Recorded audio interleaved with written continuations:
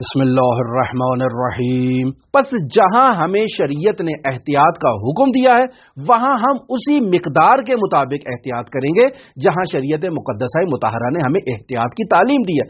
اس سے بڑھ کر آگے خود سے خودسرانہ طور پر انسان اپنی شریعت بنا لے وہ ایسا درست نہیں ہے۔ رسول خدا صلی اللہ علیہ وآلہ وسلم کا مشہور و معروف جو نورانی قول اس شریعت مقدسہ مطہرہ اسلامیہ سے متعلق ہے، بیان فرما رہے ہیں بعثت علی شریعت سمحۃ وسہلۃ، یعنی خداوند متعال نے مجھے مبعوث کیا ہے ایک ایسی شریعت کے اوپر جو آسان ہے، جو نہایت ہی جو ہے وہ لوگوں کی دسترس میں ہے، لوگ اسے آسانی سے انجام دے سکتے ہیں۔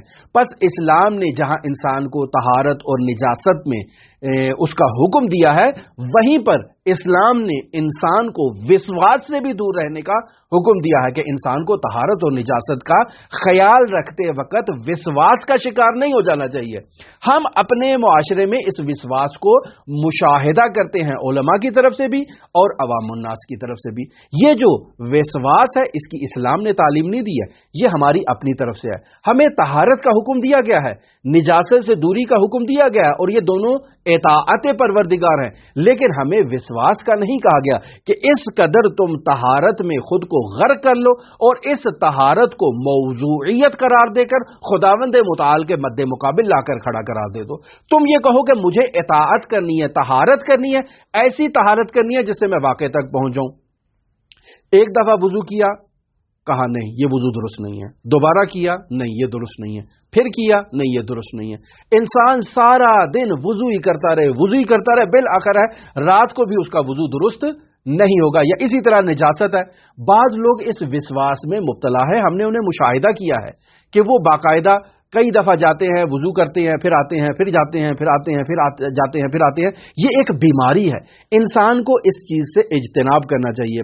لہٰذا مرحوم آیت اللہ محمد حسین تہرانی آغا ہاشم حداد سے اس مطلب کو نقل کر رہے ہیں کہ آیت اللہ سید احمد زنجانی فہری وہاں مسجد کے اندر بیٹھ کر جو لوگوں کے بارے میں گیلا کر رہے تھے، در واقع وہ ایک قسم کے وسواس میں مبتلا تھے اور خود خداوند متعال سے غافل تھے۔ یعنی جب شریعت مقدسہ مطہرہ اسلامیہ میں ایسے مقامات پر طہارت اور نجاست میں ظواہر پر عمل کرنے کے لیے حکم دیا گیا ہے، وسواس میں مبتلا ہونے کا نہیں کہا گیا، تو ہم وسواس میں کیوں مبتلا ہو رہے ہیں؟ کیا نہیں کہا گیا کہ کل شیء طاہر حتی تعلم انہ قذر، کہ ہر چیز آپ کے لیے پاک ہے جب تک آپ کو اس کی نجاست کا علم نہیں ہو جاتا؟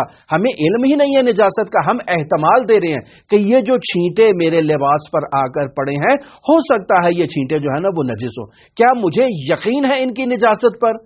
اگر تو یقین ہے تو پھر مجھے انہیں پاک کرنا چاہیے، اور پاک کرنے کا طریقہ کیا ہے؟ فوراً ایک کپڑا جو ہے نا وہ آپ نے پانی کے نیچے رکھا اور اس کو پانی سے دھو لیا، اب یہ پاک ہو گیا، اب نماز پڑھ لیں۔ اس میں وسواس کی کیا ضرورت ہے کہ یہ پتہ نہیں پاک ہوا یا نہیں ہوا، پتہ نہیں یہ نجس تھا یا نجس نہیں تھا؟ تو آپ خود خداوند متعال کی اطاعت اور عبادت سے غافل ہو کر وسواس میں مبتلا ہیں، اور اس وسواس کی شریعت مقدسہ مطہرہ اسلامیہ میں گنجائش نہیں ہے۔ احتیاط کا مطلب یہ نہیں ہے کہ انسان لوگوں کو احتیاط کی تعلیم دے اور اس قدر لوگوں کو احتیاط میں مبتلا کرے کہ وہ لوگ وسواسی ہو جائیں۔ ہمارے معاشرے میں بسا اوقات لوگوں کو دین مبین اسلام کے احکامات کی تعلیم دیتے ہوئے انہیں وسواس کا جو ہے نا وہ مبتلا کر دیا جاتا ہے۔ اس قدر انہیں دین مبین اسلام کے احکام میں سختی بتائی جاتی ہے کہ وہ کہتے ہیں کہ یہ جو ہے نا وہ اللہ کا ولی ہی کر سکتا ہے، یہ کوئی مولوی کر سکتا ہے، ہم یہ نماز نہیں پڑھ سکتے، یہ نماز تو بہت مشکل ہے جس میں اتنی سختیاں بیان کی گئی ہیں، جبکہ ایسا نہیں ہے۔ لہٰذا آپ دیکھیں کہ وہ افراد جو حج بیت اللہ کی سعادت کے لیے جاتے ہیں، بعض افراد انہیں طواف کے احکام میں، نماز طواف نساء کے احکام میں اس قدر ان کو خوف دلاتے ہیں کہ بسا اوقات وہ خوف کے نتیجے میں ہی ان اعمال کو غلط انجام دے دیتے ہیں۔ یا یہی جو آپ دیکھیں حج بیت اللہ میں جو احتیاطات وہاں پر اس حج کے اعمال میں لوگ اس قدر لوگوں کو ڈرا دیتے ہیں کہ وہ سمجھتے ہیں کہ یہ حج انجام دینا فقط اللہ کے ولی کا کام ہے اور کوئی عام انسان ایسے اعمال کو انجام نہیں دے سکتا ہے۔ اللہم صلی علی محمد و آل محمد وعجل فرج قائم آل محمد۔